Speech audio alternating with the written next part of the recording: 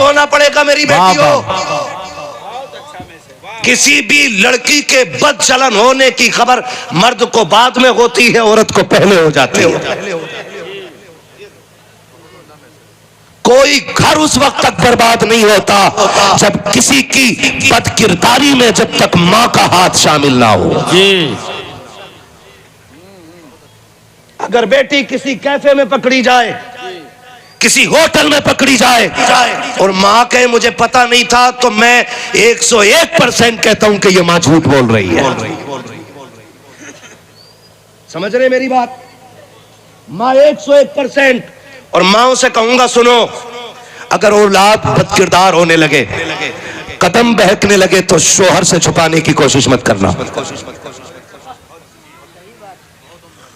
शोहर से छुपाने की कोशिश मत करना, इसलिए कि शोहर घर का बादशाह है और तू घर की वजीर है, और औलाद मिल्कियत और रियाया है, हक है। अगर वजीर बादशाह से झूठ बोले तो सल्तनत कायम नहीं रहती है, सल्तनत वही बचती है जिस सल्तनत का वजीर अबू बकर जैसा होता है, जिस सल्तनत का वजीर उमर फारूक आजम जैसा होता है, सल्तनत वही पालदार रहती है जिसका वजीर उस्मान गनी जैसा होता है, मौला अली जैसा होता है। हक है। वाह बाबा। मैं इससे खुल के और क्या कहूं आपसे। बेटी बदकिरदार होती है, शोहर सुबह से शाम तक कमाने जाता है। कहां जाता है? बोलो बोलो। कमाने जाता है। कुछ हफ्ते भर के लिए जाते हैं, कुछ महीने भर के लिए जाते हैं, कितने तो ऐसे भी परदेसी मजबूर होते हैं जो साल भर के लिए भी जाना पड़ता है। जबकि औलाद छोड़ना, इसका दर्द मरने से ज्यादा होता है। औलाद की जुदाई क्या होती है, ये उस परदेसी से पूछो जिसकी ईद अपनों के बगैर परदेश में हो गई हो। अपनों की जुदाई क्या होती है, ये उस परदेसी से पूछो कि जिससे ईद के दिन भी गले मिलने वाले लोग नजर नहीं आते हैं। और मैं आपसे भी कहना चाहता हूं, अगर आपका भी एक बेटा परदेश में है और 3 बेटे हिंदुस्तान में हैं, तो उस परदेसी की कमाई का पैसा हिंदुस्तान वालों पे खर्च करके उन्हें नए कपड़े पहना के नवाब बना के न टहलाइए। ये भी एक दर्द है मुआशरे का। एक बेटा 10 साल परदेश काट के आता है और जब हिंदुस्तान आता है तो 0 0 0। इसने 10 साल कमाया, रिजल्ट किधर गया?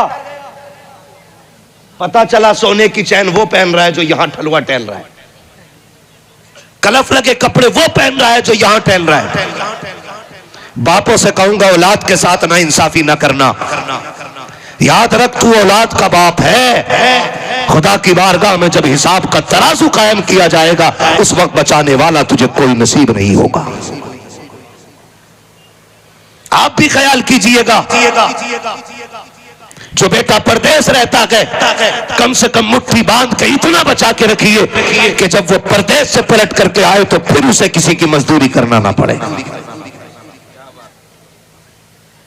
तो मैं अर्ज कर रहा हूं, मर्द को बाहर निकलना है सुबह से शाम तक। बेटी वो घर छोड़ के गया, किसके हवाले? बोलो बोलो बोलो। बीवी के हवाले।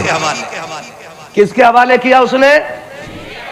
बेटी जैसी कीमती चीज, बेटी जैसी लाकीमत शय, वो एक बीवी के हवाले कर जा रहा है। सुन, बेटियां 4 है लेकिन तेरे हवाले हैं। इनकी परवरिश का भी ख्याल करना है, इनकी तरबियत का भी ख्याल करना है। और जब वो पलट के शाम को आता, पूछता बताओ क्या हाल है, बीवी सारा हिसाब दे देती है कि नमक कम पड़ गया था मैंने मंगाया, दाल इतनी थी तो मंगानी पड़ी, लहसुन प्याज कम था वो सारा मंगाया। लेकिन कभी ये नहीं बताती है कि आज तेरी बेटी बेपर्दा घर से निकल गई थी। ये सबसे पहले डाका है और मर्द के हक पे बीवी का। ये सबसे पहला सितम है मर्द के साथ औरत का। क्या जब पहली मर्तबा बेटी नंगे सर निकली है तो ये राज शोहर से छुपाया क्यों गया है? कहती सुन, आज बचा रही हूं, कल नहीं बचाऊंगी। और जब बीवी पहली मर्तबा बेटी को बचा लेती है ना, फिर बेटी समझ जाती है कि अब ये मेरे खिलाफ कभी जाने वाली नहीं है। सुनना, मैं बहुत कुछ कहना चाह रहा हूं, मैं खुल के नहीं कह रहा हूं, मगर इशारतन मैं बहुत कुछ कहना चाह रहा हूं आपसे। पहली मर्तबा माएं जब झूठ बोलती है तो बेटियां जरी हो जाया करती है। मेरी बेटी, तेरा उसूल तो ये था, अगर आज बेटी का कदम उठा था तुझे शोहर को बिठा के कहना था। आज बेटी समझदार हो गई है, मैंने बेटी को मेकअप करते देखा है, आज बेटी को शीशे के आगे संवरते देखा है, लगता है बेटी के रिश्ते के दिन करीब आ गए हैं। मेरे सरताज, इससे पहले कि हमारे मुंह पे काली पोत दे कोई, बेटी के हाथ पीले कर दिए जाए, इससे पहले कि हमारी इज्जत पे आंच आ जाए, हमारी बेटी को इज्जत से रुखसत कर दिया जाए, शोहर से खुल के कहने की जरूरत लगी है। इशारतन इतनी बात कह दोगे, शोहर होशियार हो जाएगा। इससे पहले कि घरों की इज्जतों की दीवारें टूट जाएं, इससे पहले कि घरों की इज्जतें चौक में नीलाम हो जाए, घर के बड़े को चौक में गालियां दी जाने लगे, बाप को बाप न कह करके बड़ुआ और दलाल कहा जाने लगे। ए मेरे घर की रखवाली करने वाली बेटी, हर राज को शोहर से बता, ताकि सल्तनत में होने वाला फितना उठने से पहले दबा दिया जाए। अगर राज शोहर पे खोल दिए जाते हैं तो फिर घर बर्बाद नहीं होते, घर आबाद होते हैं। लेकिन शर्त यह है, बीवी को फातिमा ज़हरा बनना पड़ेगा और शोहर को हैदर कर्रार बनना पड़ेगा। नारे तकबीर, नारे रिसालत, मसलके आला हजरत, रूहे बिलाली कॉन्फ्रेंस। इसको थोड़ा आवाज दे दो, इतना दे दो कि थोड़ा दूर से भी कैच कर ले। अब मुंह रख के बोलना पड़ रहा है, तवज्जो है सारे लोगों की। मैं बेटियों से कहना चाहूंगा, मेरी बेटियों एक्टिव हो जाओ और याद रखो, बड़ी बात करने लगा हूं, अल्लाह करे ये जहन में आ जाए। ये जो लवर होते हैं ना, लवर यानी कि लोफर, लोफर यानी कि निकम्मे, ठलुए, बद किरदार, बद तीनत, बद चलन, ये तुमसे सबसे बड़ा झूठ बोलते हैं कि मैं तुझसे सबसे ज्यादा प्यार करता हूं। ये इनका सबसे बड़ा झूठ है। मैं बड़ी से बड़ी कसम उठा के कहता हूं कि जितना प्यार तुझसे तेरा बाप करता है ना, उतना तेरे मिलने वालों में, रिश्तेदारों में, दुनिया में कोई इतना प्यार तुझे नहीं कर सकता है। ये मेरा चैलेंज है हर बेटी को। ये 3 घंटे नाली पे बैठ के मच्छरों से कटवाने वाला आशिक, ये कहता तेरे लिए मैं आसमान जमीन पे ले आऊंगा, ये सबसे बड़ा झूठा है। इसलिए कि ये दावे तब कर लगा गए जब तुझे जवानी की दहलीज पे देखा है। ये तेरा आशिक तब बना गए जब तुझे इसने हुस्न की मलका पाया है। इसने जमीन और आसमान एक तब किए गए जब तू इसके लायक नजर आई है। दिल टूट जाता है, दिल। कुछ दिन पहले अभी थाने की रिपोर्ट है, एक बेटी गैर के साथ भागी, बाप कह रहा मेरी टोपी मैं तेरे पैरों में रखता हूं, बेटी लौट चल। और उस बच्ची ने कहा था तू मेरा क्या लगता है मुझे पता ही नहीं है।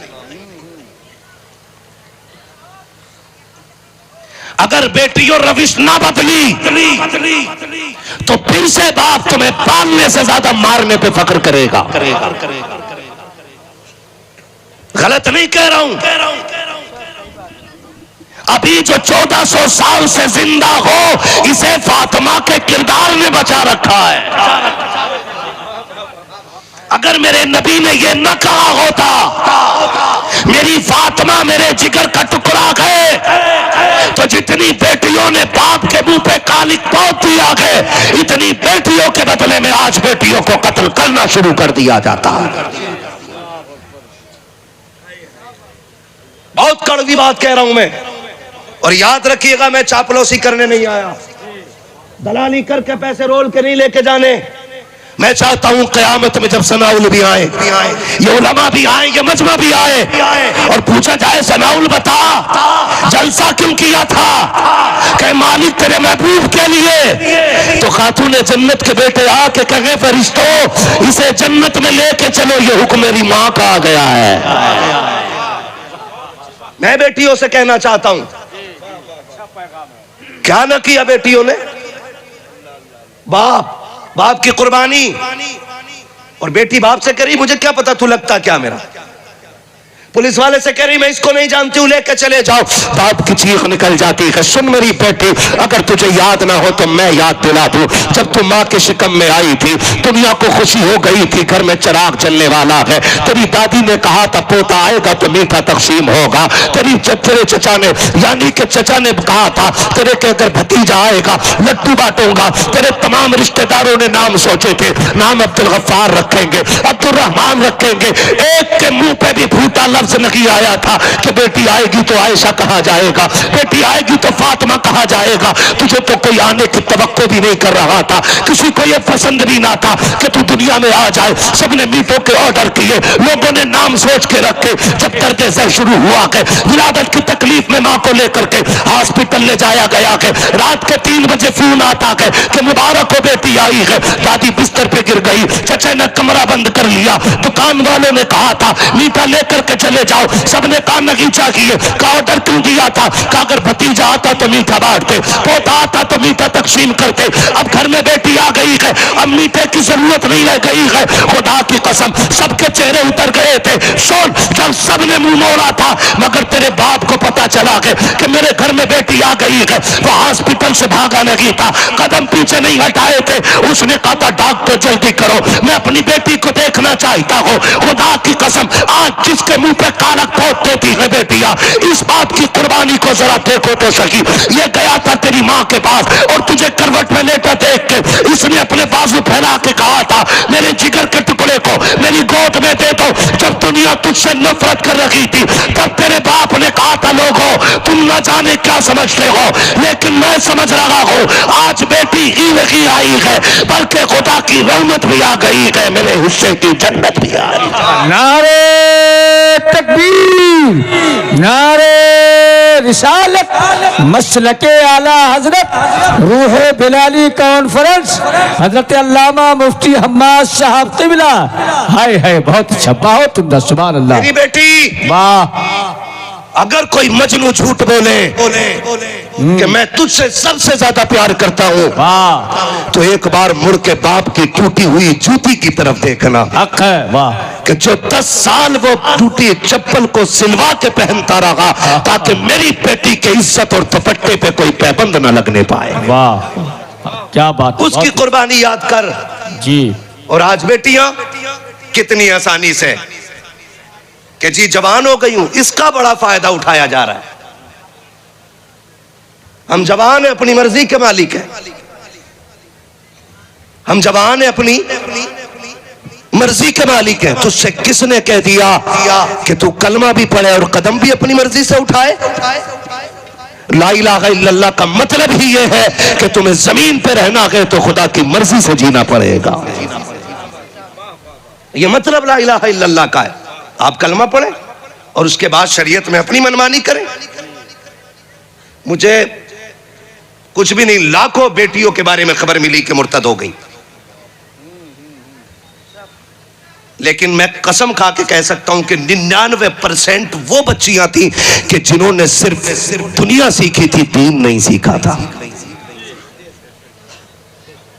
जिन्होंने सिर्फ दुनिया सीखी, कोई हाई स्कूल से भाग गई, कोई इंटर से निकल गई, कोई बीए से निकल गई, कोई एमए बीए कर बीएड करते करते बाप की इज्जत को जूतियों तले रोन दिया और उसके बाद कोर्ट के चक्कर काट रही हैं। इसलिए कि वो जो कहता था तेरे लिए मैं आसमान तोड़ के जमीन पे ले आऊंगा, अब उसने कह दिया कि तू मेरे काम की नहीं है। मैं कसम खा के कह सकता हूं बेटी को जो इज्जत इस्लाम ने दी है वो दुनिया में किसी ने नहीं दी है। हक है जी। 2 मीटर कपड़ा पहनने वाली बेटी कहती है मेरा जिस्म मेरी मर्जी है, कितना छुपाऊं कितना दिखाऊं। और इस्लाम ये कहता है सुन, इज्जत वाली चीज पर्दे में रखी जाती है। पैसा कहां रखते हो? यहां रख के चले जाओ यार। रख सकता है कोई? घर में रखते हो तिजोरी में के घर के चौराहे पे? क्यों?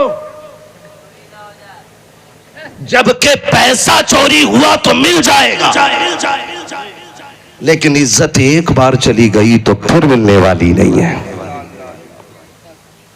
फिर मिलने वाली नहीं। आज मरे जा रहे हैं, आज मरे जा रहे हैं लोग। और खुदारा रवैये बदलो, अपने तरीके दुरुस्त करो और बेटियों को कनीज़े फातिमा ज़हरा बना लो। हम भी अपनी बच्चियों को तरबियत दें, हम भी अपनी बच्चियों को तालीम दें। याद रखिएगा, बच्चे जो हम कहते हैं उस पे कम अमल करते हैं और जो हम करते हैं उस पे ज्यादा अमल करते हैं। जब मां ने पूरी जिंदगी कुरान नहीं पढ़ा, जब से जहेज में लेके आई अलमारी में रखा है, तो औलाद कुरान पढ़ देगी? खुद बताओ। जब अब्बा भी आज खाएगा तो औलाद हराम से बचेगी? बोलो जोर से जरा। नहीं बचने वाली ना। तो पहले माँ बाप को अमल करना पड़ेगा, औलाद खुद ब खुद अमल करने लग जाया करती है। वालिदैन को पहले अमल करना जरूरी है। मैं इसलिए कहना चाहता हूं बेटियों से, खुदारा कोई भी आपको बहलाए, दो चीजें होती हैं, सोना, पैसा और बेजा शौक। ये लड़कियों को सबसे तेजी से गुमराह करते हैं। मैं पॉइंट टू पॉइंट बात कर रहा हूं, अल्लाह करे समझ में आ जाए। तुम देखना, ये मजनू जो होते हैं ना, ये सारी कमाई पहन के रखते हैं।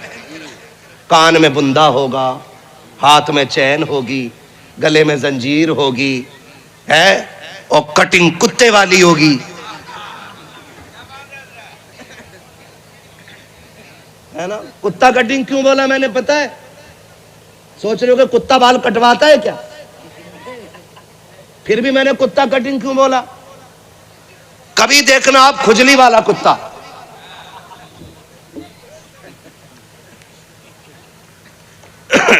कौन सा कुत्ता?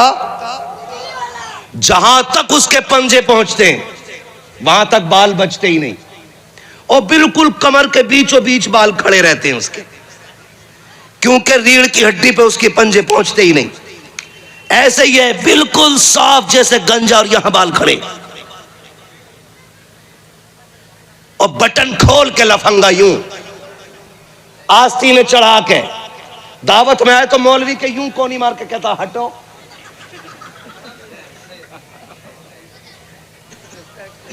ऐसे आते, हटो हटो हटो। देखो, बाखुदा कह रहा हूं, कभी झांक के देखना उसकी शक्ल को, उसके बाल देखो तो खुजली वाला कुत्ता लगता है वो, और बातें लंबी लंबी।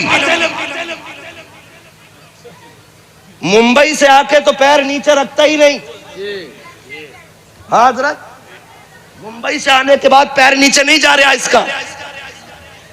आज इस होटल में, कल उस होटल में, आज फ्राई, कल चिकन, फना मटन, ये मटन, और जब पैसे 8 दिन में खत्म ना, फिर कुछ मिलेगा क्या? ये ऐसे से फिर यूं हो गया। और यही मजनूओं की कंडीशन है। मेरी बेटी सुन, सारी दुनिया का सोना एक पल्ले में रखा जाए और फातिमा ज़हरा की कनीज तेरी इज्जत दूसरे पल्ले में रखी जाए, तो पूरी दुनिया के सोने चांदी मिलाकर भी तेरी इज्जत का 1% की बराबरी नहीं कर सकते। कैसे किसी मजनू के हवाले इज्जत कर दी तूने? भूल गई तू कि तेरा बाप तुझे देख के कहता था बेटी नहीं, रब ने शेर दिया है। तुझे सीने से लगा के बाप कहता था अल्लाह ने मुझे जन्नत का टिकट दे दिया।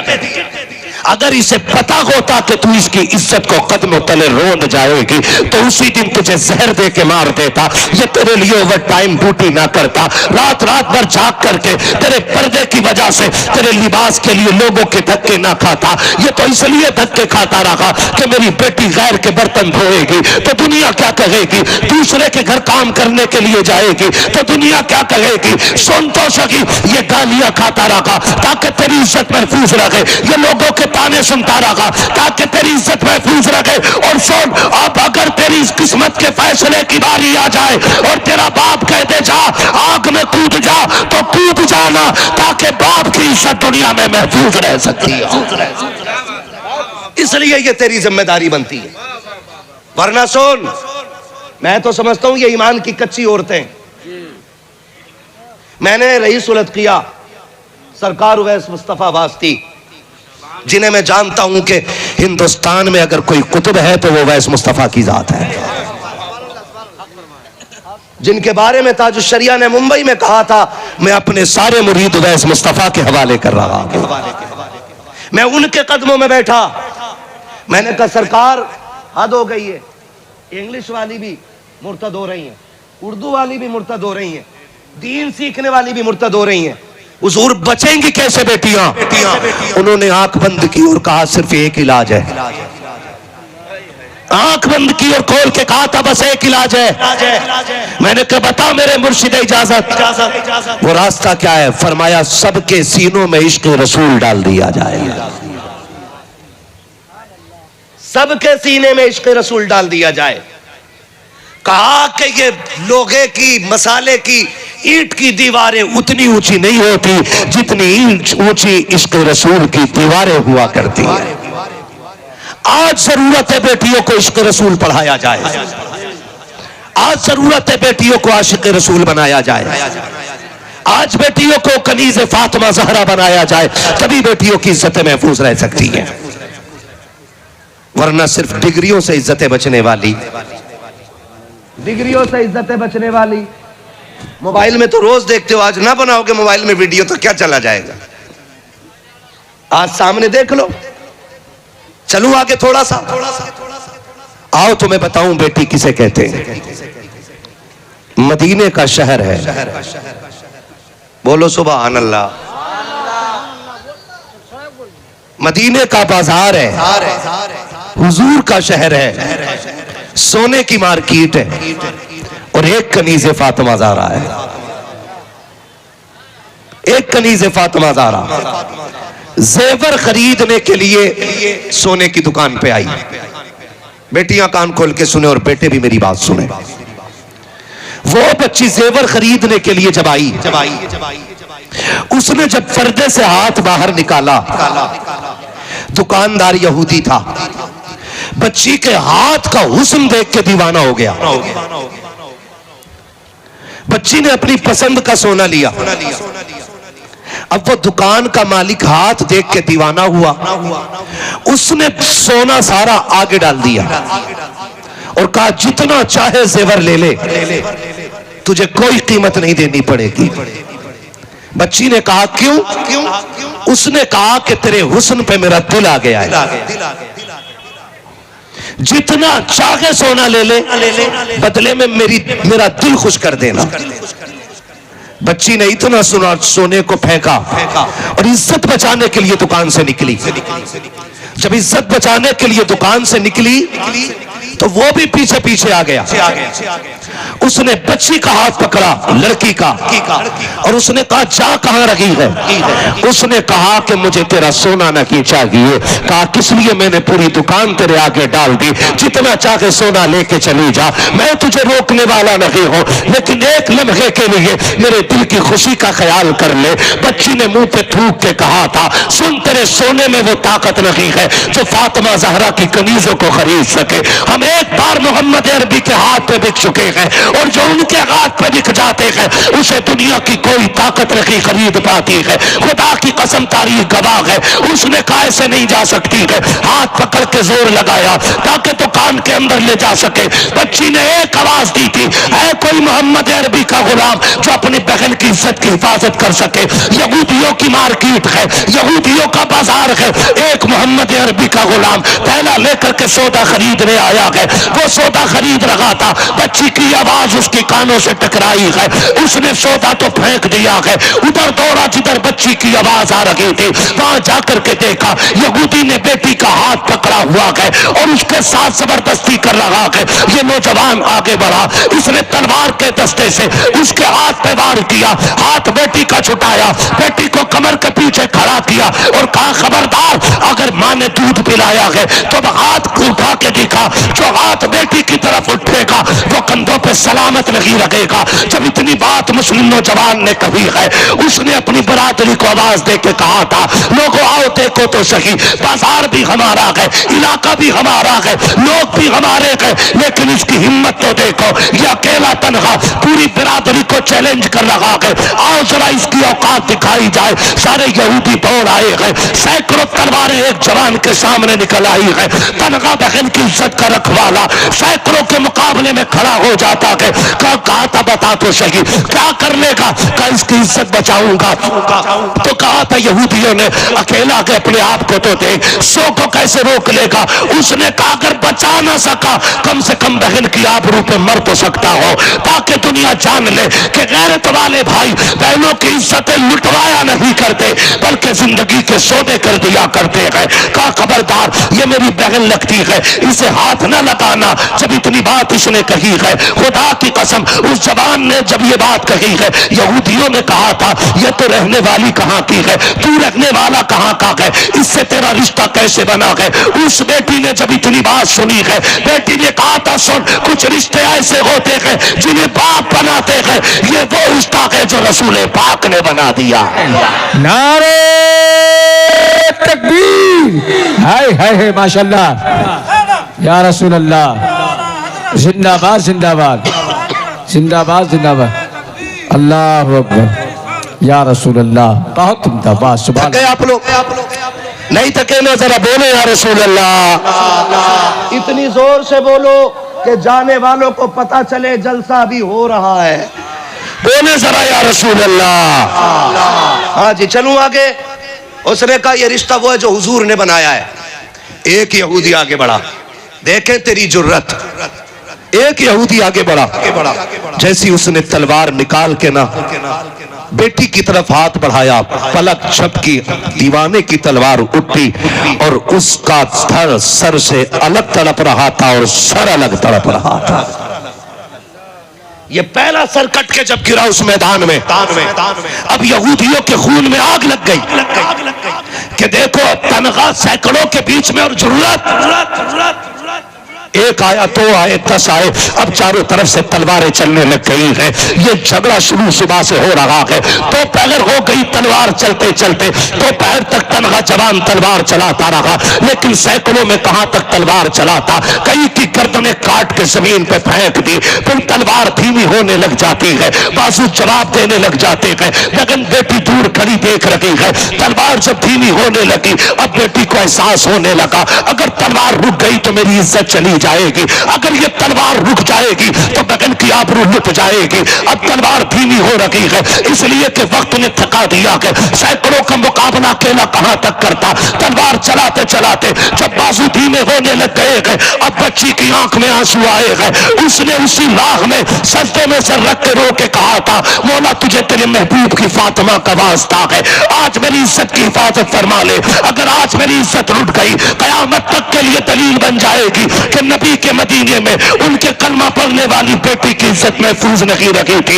इतना रो करके उसने कहा है, खुदा की कसम तारीख गवाह है, इधर इसने ताप के कहा है, उधर पीछे से नारे तकबीर की आवाज आ जाती है। जवान ने मुड़ के देखा कि ये आवाज किसकी है। जब मुड़ के देखा तो क्या देखता है, आगे आगे नबी आ रहे हैं, पीछे पीछे मौला अली आ रहे हैं।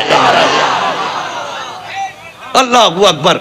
खंजर चले किसी पे तड़पते हैं हम अमीर, सारे जहां का दर्द हमारे जिगर में है, सारे जहां का दर्द हमारे जिगर में है। उनके लिए रो के तो देखो मदद आती है कि नहीं। और फिर जब देखा शेर खुदा को तो यहूदी फरार हो गए। बेटी की इज्जत भी बच गई। मैं कहना चाहता हूं बेटी, अपनी इज्जत का ख्याल कर। अल्लाह ने जो इज्जत तुझे बख्शी है ना, दुनिया में उसकी कोई कीमत ही नहीं है, कोई कीमत नहीं है। कनीज़े फातिमा ज़हरा बनो, इल्म दीन सीखो, माँ बाप की वफादार बनो, इनसे इतनी वफा करो, इतनी वफा करो कि लोग बेटों से ज्यादा बेटियों के लिए रोने लग जाएं। आपसे भी थोड़ी बात कह दूं, ये तो बेटियों के लिए बात थी। आपसे कहना चाहता हूं कि जब बच्चे जवान हो जाएं तो बराबरी की तलाश के चक्कर में उम्रें न बढ़ाना। अभी बराबरी का रिश्ता नहीं मिल रहा। बराबरी का क्या भाई, तू 9 फीट का है,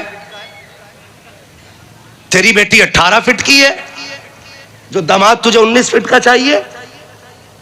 नहीं थोड़ा खाते पीते घर का हो। सुने, रिश्ते पैसों से नहीं, रिश्ते भरोसों से चला करते हैं। काहे से चलते हैं? भरोसे से रिश्ते चलते हैं। बेटियां जवान हो जाएं, रिश्ता करने में जल्दी करो। पूरी दुनिया में चचेरी काट रहा है, पूरी दुनिया में दामाद ढूंढ रहा है, और दामाद मिला फेसबुक पे, कुंडल वाला दामाद, बुंदे वाला दामाद। दामाद ढूंढा के बहू। एक साहब कहने लगे हजरत जरा देखना दामाद सही है। मैंने देखा बुंदे पहने पड़ा। मैंने कहा दामाद का फोटो है कि बहू का फोटो है? हाँ, इधर ये वो चुटिया चल रही, चुटिया। दाढ़ी रखने में मर जाता और चुटिया रखने में वजन नहीं लग रहा। 4 अंगल की दाढ़ी में बोझ लगता है, 1 हाथ लंबे बाल रख के पड़ा।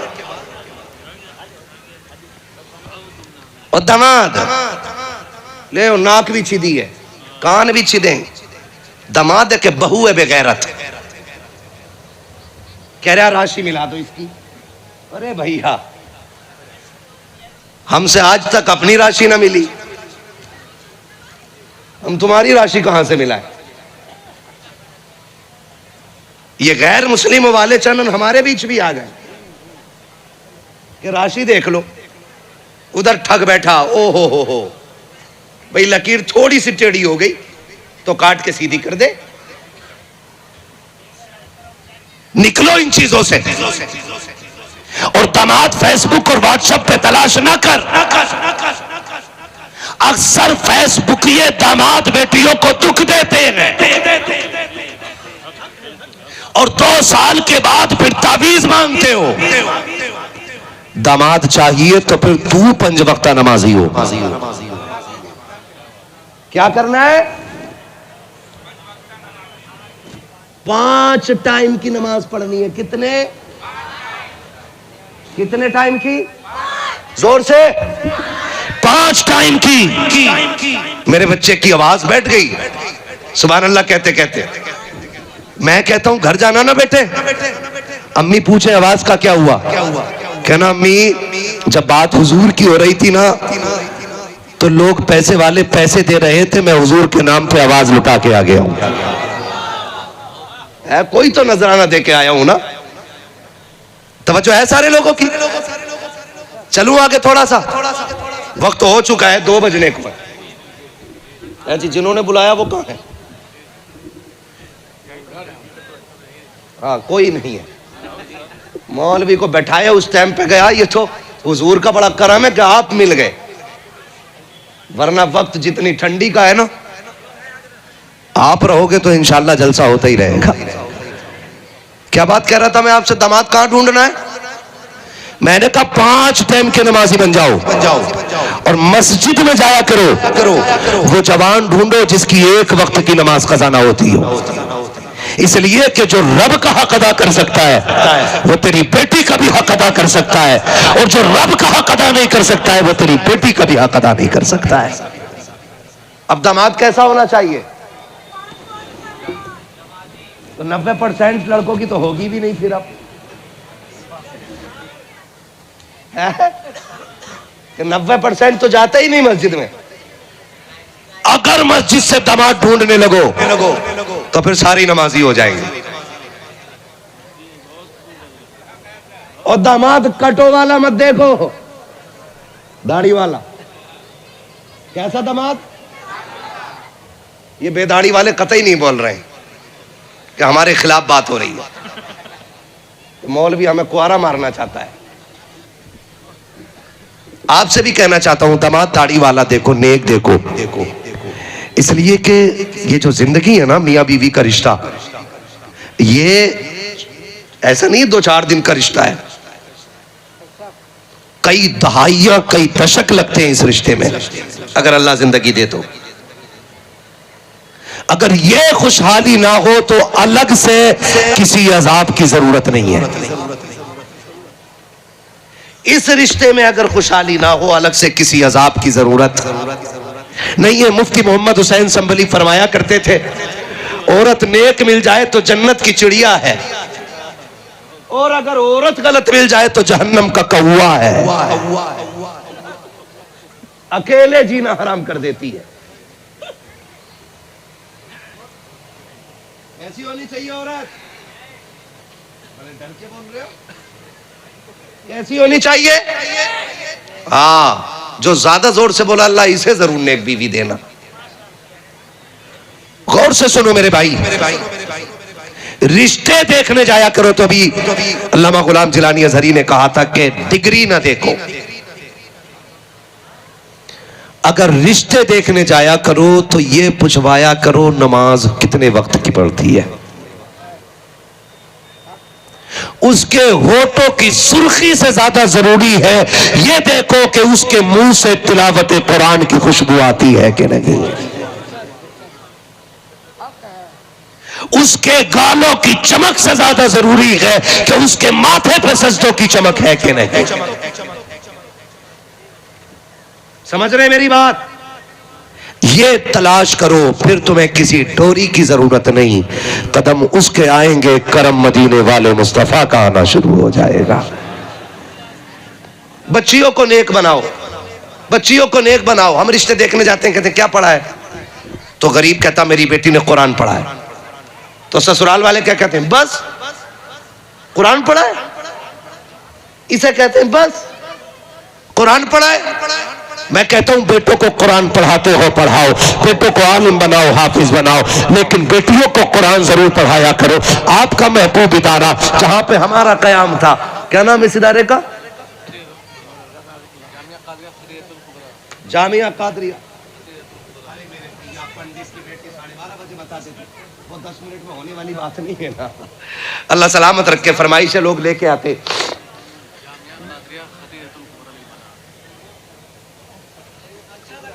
जामिया कादरिया खदीजतुल कुबरा, ये इदारा, ये इसमें बच्चियां पढ़ रही। बड़ी तबीयत खुश हुई, हजरत से मुलाकात हुई और असातिज़ा इकराम से, स्टाफ से मुलाकात हुई। बड़े अच्छे अखलाक के मालिक हैं, बड़े नेक लोग हैं, तबीयत खुश होगी। मैं आपको बताना चाहता हूँ, सिर्फ बेटों को कुरान पढ़ाते हो। मैंने भी कुरान पढ़ा, इन्होंने भी पढ़ा, इन्होंने भी पढ़ा, इन्होंने भी पढ़ा, सबने कुरान पढ़ा है। गारंटी के साथ कहता हूँ, पहली बात तो फुर्सत नहीं मिलती है पढ़ने की। बिजनेस में लग जाए, काम में लग जाए, फुर्सत नहीं मिलती। अगर मिलती है तो बाई से बरकत पढ़ के, जहां तक पढ़ा पढ़ के छोड़ दिया जाता है। मगर मैं कहना चाहता हूं बेटियों को कुरान जरूर पढ़ाया जाए, इसलिए कि अगर तुम मर जाओगे कब्रिस्तान में होगे, बेटियां हिंदुस्तान के अंदर होंगी। अगर इनकी उम्र 70 साल भी हो जाएगी, लेकिन जब भी ये कुरान लेकर के बैठेंगी और आखिरी आयत की तिलावत हो रही होगी, आखिर में कहेंगी सदक़ल्लाहु मौलाना अज़ीम। ये कहते कहते ख्याल आएगा ये वही कुरान है जो बाप ने मुझे पढ़ाया था, यही वो कुरान है जिसकी फीस बाप ने अदा की थी। खुदा की कसम, बेटियां 70 साल की भी हो जाएं, जब भी कुरान पढ़ेंगी हाथ उठा करके मरने वाले बाप के लिए दुआएं जरूर करेंगी। इसलिए कि बेटियां जब तक जिंदा रहती है वो अपने लिए नहीं बल्कि अपने मरने वाले बाप के लिए ज्यादा दुआएं किया करती है। लेकिन हम बेटियों ही को नहीं पढ़ाते। बेटों को पढ़ा लेगा क्या, इसे MBBS करा लो, क्यों? बुढ़ापे का सहारा बनेगा। बुढ़ापे में ऐसी लठियां मारता अब्बा के कि रही बची कमर भी तोड़ देता। और बेटी को क्यों नहीं पढ़ाते? हम नहीं देंगे 1000 रुपए महीना फीस, हम नहीं देंगे 1500 रुपए महीना फीस। बीवी कहती क्यों नहीं दे रहे? कि बेटी तो पराया धन है, इसको पढ़ के पराए घर चले जाना, इसे पढ़ा के क्या फायदा। मैंने कहा सुन, अगर बेटे बुढ़ापे का सहारा होते हैं तो बेटी आखिरत का सहारा होती है। काय का सहारा होती है?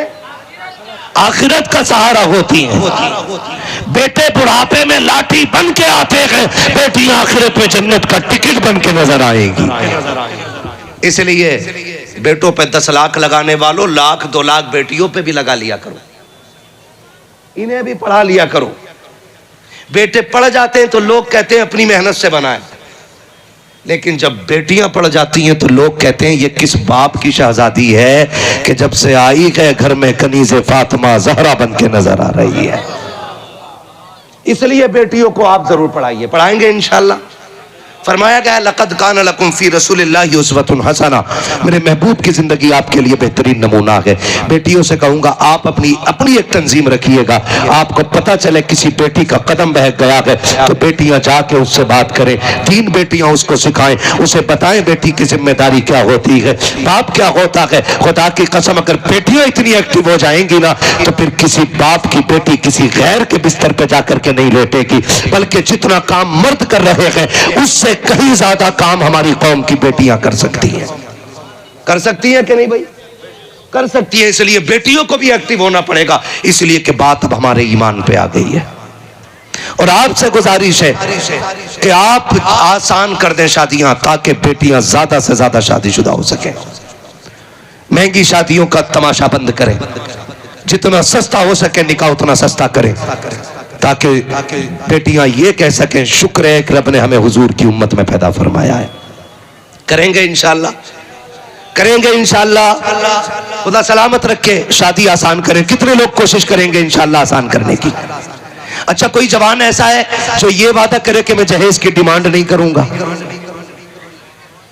डिमांड नहीं करूंगा, ना लेने वाली बात नहीं कर रहा हूं मैं, डिमांड मांग के नहीं लूंगा। बहुत कम लोग हैं। क्या इरादा? किसी को लूटने का इरादा भैया? हाथ क्यों नहीं उठाए? हो चुका तो बेटों की लिए से उठा लो।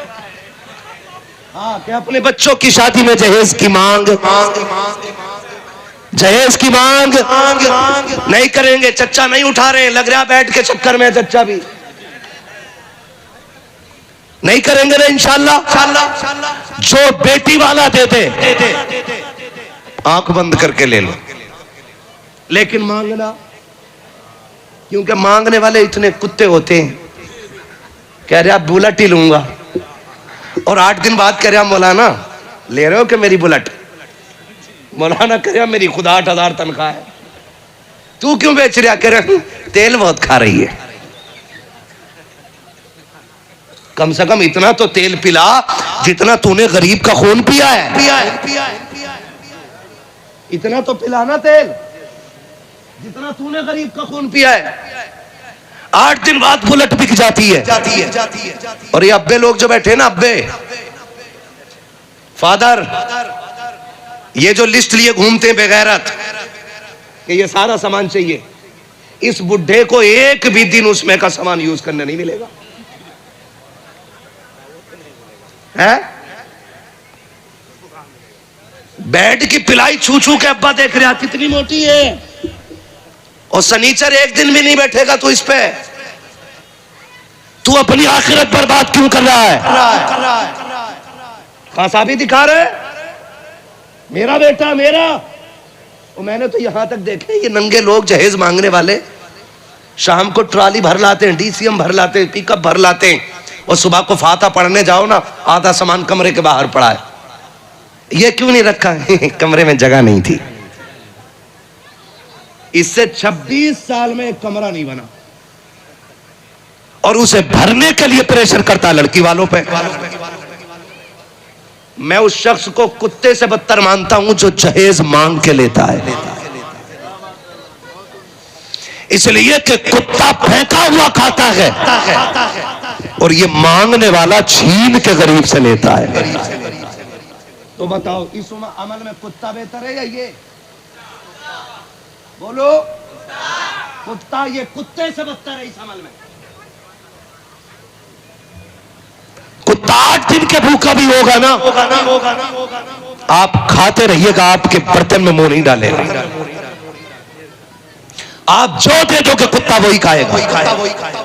लेकिन ये तो किडनी बिकवा देता है, जमीन बिकवा देता, बाप की हवेली बिकवा देता है। सुन, जिसने बेटी दे दी उसने सब कुछ दे दिया है। अच्छा खुद एक बात बताओ, 10 लाख मांग के लिए तुमने लिए नहीं ना? फर्ज कर लो मांग लिए, फर्ज कर लिया क्या हमने? मांग लिए। मर्द भूल जाता बातें, औरत नहीं भूलती है। तुमने 10 लाख मांग के लिए, उसके बाप ने कैसे दिए थे उसे पता है। और जब यहां आ जाती है ना, फिर पूरे घर को कुत्ता बना देती है। फिर ससुर कह रहा तावीज दे दो, अब्बा नहीं कह रही। उससे पूछो अब्बा क्यों नहीं कह रही, वो कहेगी ये डाकू है कि अब्बा है। अब्बा तो वो था जिसने किडनी बेच के मुझे खुश किया है, जिसने मेरे बाप की किडनी बिकवा दी, इसको बाप कैसे कहूं? अगर चाहते हो बहू अब्बा कह के आवाज दे, तो किरदार वो लेके आओ जो नबी के उमर का किरदार था। हजरत फारूक आजम बहू को बियाह के घर में लाए हैं, बैठा करके कहा था बेटी बता मैं तेरा क्या लगता हूँ? बच्ची ने कहा चचा लगते हो। कहा अब्बा नहीं लगता। तो बच्ची ने कहा था बाप को इंतकाल किए हुए एक जमाना गुजर गया है, अब तो बाप कहने की आदत भी चली गई है। मैं यतीम थी, मुझे आप लेकर के आए हो, आप मेरे रिश्ते में चचा लगते हो। तब हजरत उमर ने कहा था नहीं बेटी, आज के बाद चचा मत कहना, मुझे बाप कह के आवाज देना।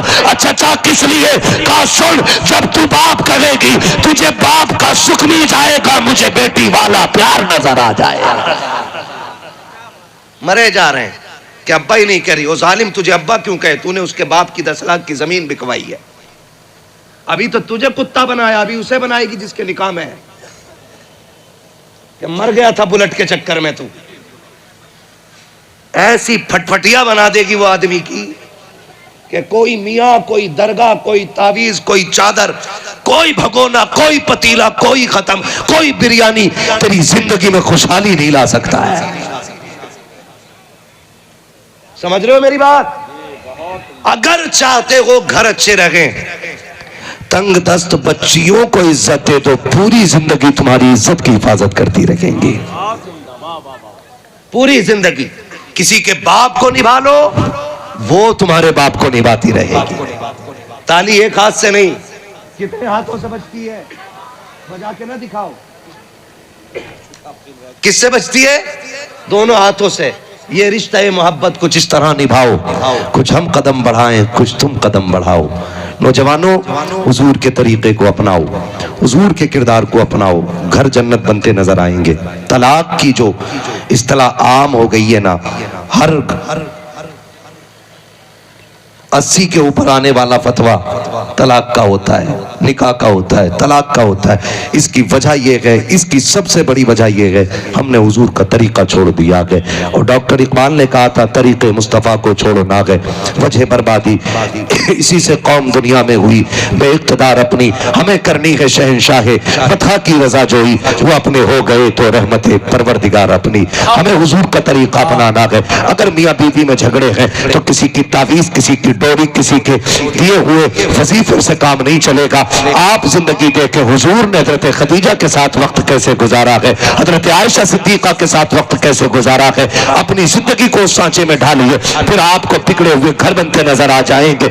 इतनी जल्दी तावीज काम नहीं करते हैं जितनी जल्दी मुस्तफा का दिया हुआ किरदार काम आया करता है। आप अपनी बीवी के साथ अच्छे किरदार के साथ पेश आइए, वो आपके साथ अच्छी वफादार के साथ पेश आ जाएगी। आपको खुदा का वास्ता है घरों में मुस्तफा का किरदार लेके आ जाइए और मुस्तफा के तरीके पे जिंदगी गुजार के मर जाइए। फिर जब आपका जनाजा उठेगा, लोग पूछेंगे किसका जनाजा है। कोई कहेगा मुखिया का बेटा है, कोई कहेगा चेयरमैन का बेटा है, कोई कहेगा प्रधान का बेटा है, कोई कहेगा जमीन का जमींदार का बेटा है। लेकिन कफन की खुशबू कहेगी। हमसे पूछने वालों सुनो, हम कौन है? तो सुनो, लहद में इश्क रुखे शह का दाग लेके चले, अंधेरी रात सुनी थी चराग लेके चले, चले गुलामों का नक्शे कदम है रागे खुदा, वो क्या भटक सके जो ये सुराग लेके। नारे तकबीर, नारे रिसालत मसलके आला हजरत। बहुत उम्दा बाबा, सुभान जो अल्लाह। हुए अगलात उनको माफ फरमाए रब्बे कायनात। जिंदगी ने दिया साथ, फिर होगी मुलाकात। चमन रहा फूल खिलेंगे जिंदगी।